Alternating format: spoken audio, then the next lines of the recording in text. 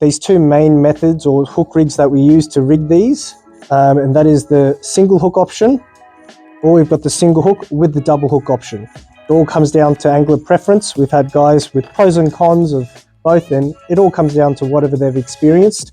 Today I'm just going to quickly show you how to rig it with the single hook. So what we need is some mono or some leader. So today we're using 200-pound mono. We can use fluoro, and I still do for plenty of people. Again, up to angler choice.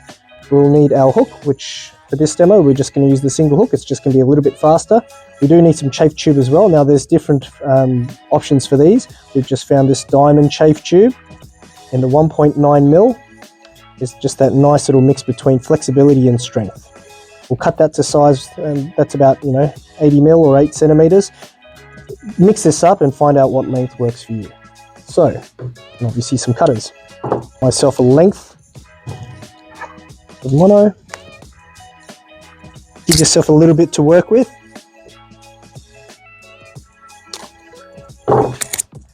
For this knot is going to be what I call the game snell. So I put the chafe tube through the leader goes through the eye. The chafe tube itself, maybe about, I guess 60% of it outside the front, and then the back of it, you've got about 40% of the chafe tube. It can be about 50-50 if you really want, and I'll show you why. So all you do is pull a length of mono out of the chafe tube, create a loop, and this back bit here is the one that's going to be wrapping up.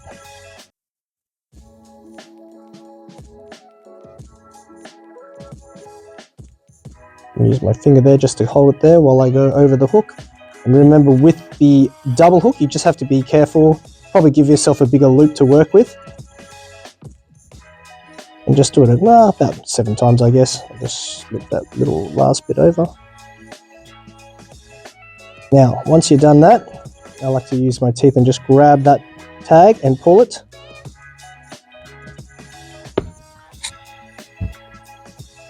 Essentially that's done. So I'm going to pull this nice and tight now. I can use the pliers if I want to. Pull it nice and tight and then just pull that up on the hook. And that's a nice game snell knot. That's going to present that leader facing the right way to come out of our Profidgie nicely. From here I actually cut myself a little bit of tag, and that's just to make sure the tag doesn't go inside the plastic itself. And from there, follow the natural bend of the mono. I give the end just a little kink,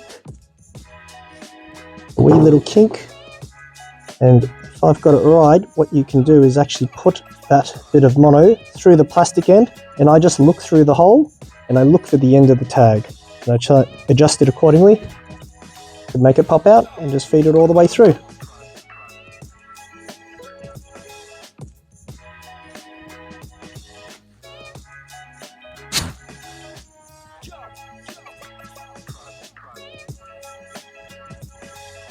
And that is a very well presented Profidgie.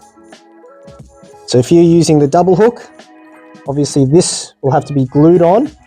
My advice to you is just give this a little wipe just to get rid of any residue on the soft plastic.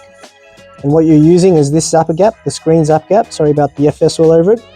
Adding a nice dollop of that, putting it on the back hook, and make sure that's nice and straight. And the great thing about that zapper gap is you can use it to patch up the Profidgie. It will get ripped up after you've caught a few fish, and you can use that same glue just to patch up the Profidgie and give it a little bit more life. After that, you just crimp your end loop as usual, which I can't do now because I've got no crimpers. You just crimp an end loop as per usual with a bit of chafe tube like so, and that's ready to go.